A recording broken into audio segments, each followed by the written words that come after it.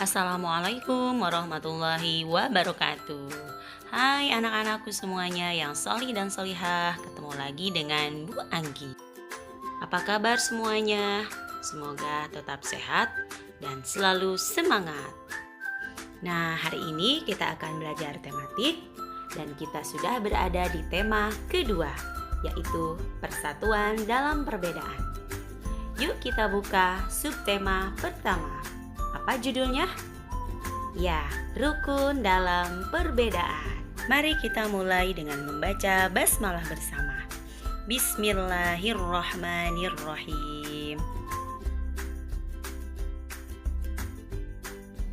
Dan hari ini kita akan belajar adaptasi tumbuhan terhadap lingkungannya, makna proklamasi bagi negara Indonesia, contoh sikap menjaga kerukunan di rumah, di sekolah, dan di masyarakat, mendapat informasi dari kata tanya, dan yang terakhir adalah pola lantai tari daerah.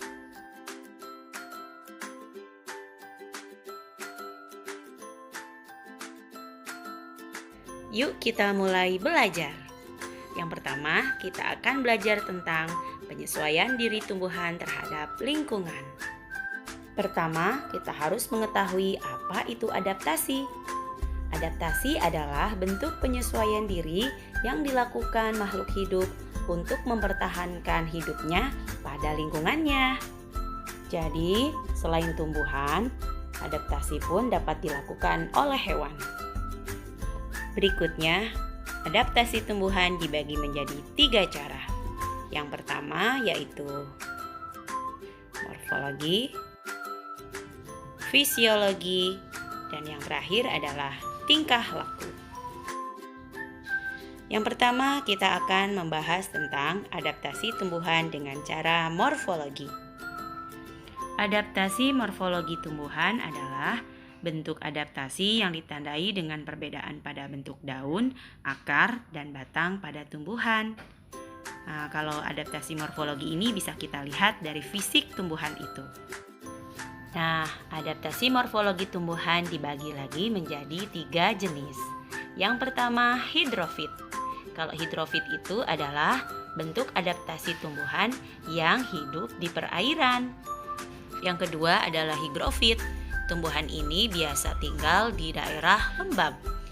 Dan yang ketiga adalah xerofit, biasa tinggal di daerah kering. Contoh adaptasi morfologi tumbuhan jenis hidrofit adalah eceng gondok. Sementara higrofit adalah lumut dan xerofit adalah kaktus. Nah, sekarang apakah kalian bisa melihat perbedaan dari tumbuhan eceng gondok, lumut, dan kaktus? Ya, benar, terlihat pada bagian daunnya. Daun eceng gondok lebih tebal, kemudian lumut kecil-kecil. Nah, sementara pada kaktus, daunnya berbentuk duri-duri yang tajam. Nah, jadi adaptasi morfologi itu bisa dengan mudah kita lihat dari organ luar tubuh pada tumbuhan itu. Bisa ya, Kak? Kita lanjutkan adaptasi tumbuhan yang kedua, yaitu fisiologi.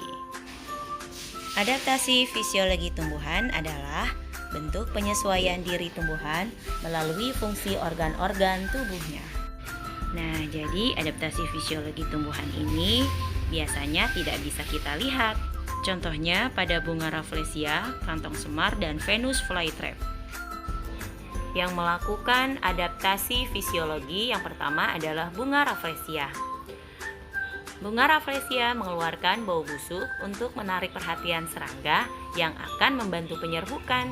Nah, jadi bau busuk pada Rafflesia inilah yang menjadi bentuk adaptasi fisiologi, di mana dari bau busuk ini Rafflesia bisa melakukan penyerbukan yang dibantu oleh serangga, sehingga Rafflesia bisa berkembang biak.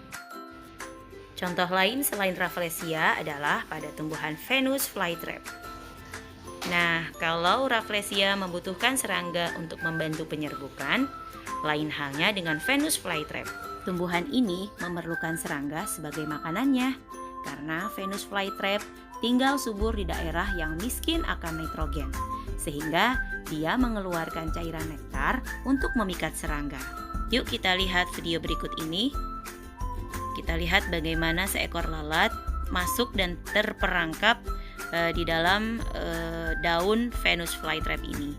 Jadi cairan nektar yang terdapat dalam daun Venus flytrap ini merupakan adaptasi fisiologi yang berfungsi untuk menjebak serangga sebagai makanannya.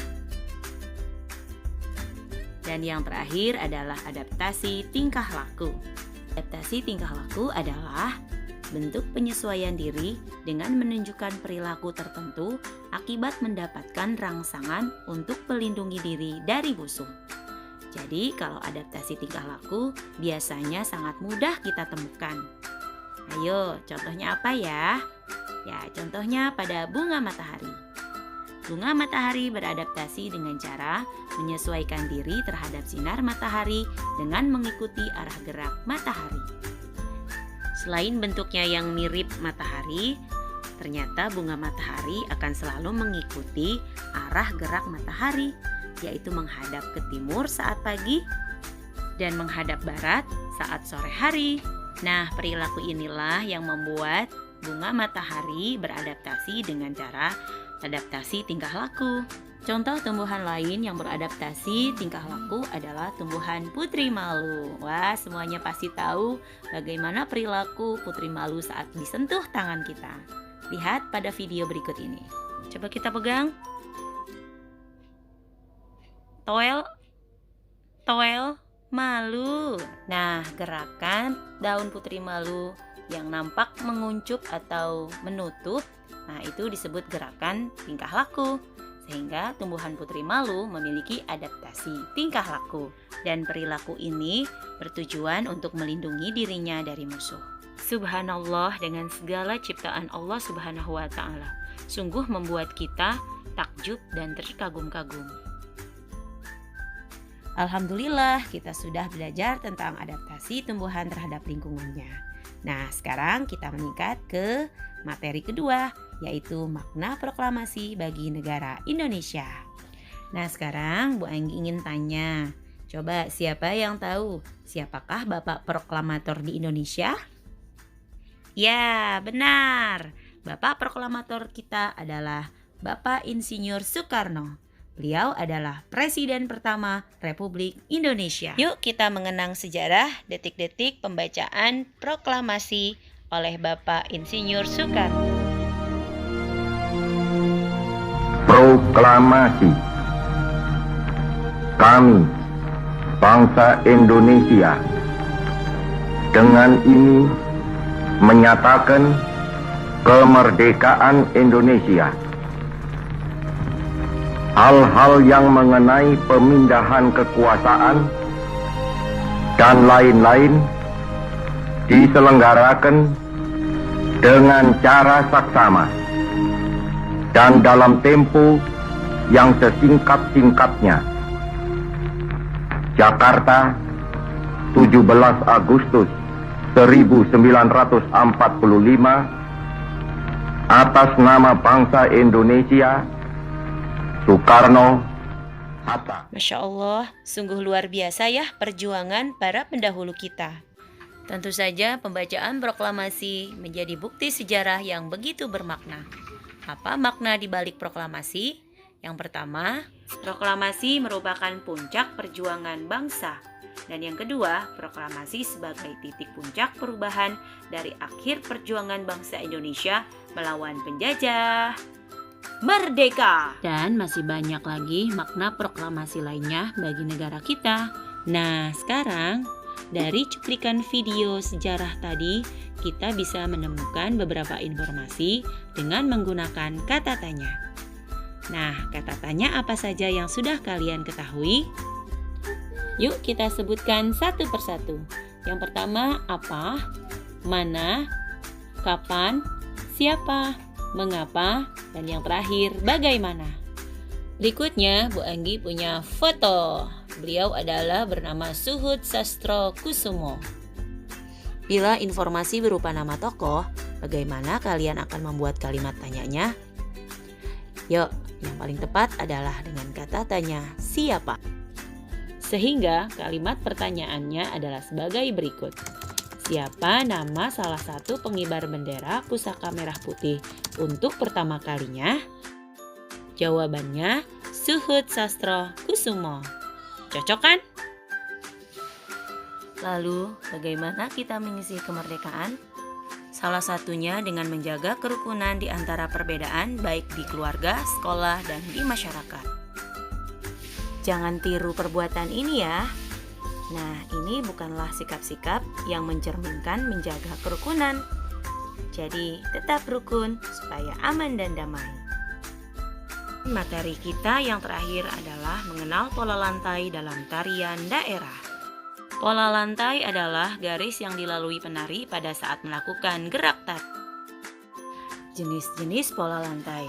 Yang pertama, pola lantai garis lurus. Yang pertama, garis lurus secara horizontal. Dan yang kedua, garis lurus secara vertikal. Berikut adalah contoh tariannya.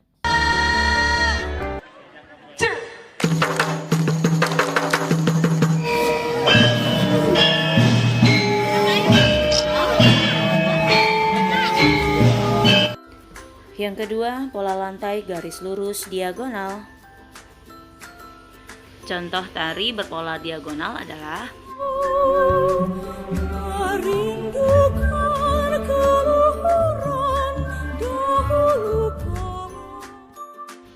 dan berikutnya adalah pola lantai garis melengkung. Contohnya pada tarian daerah.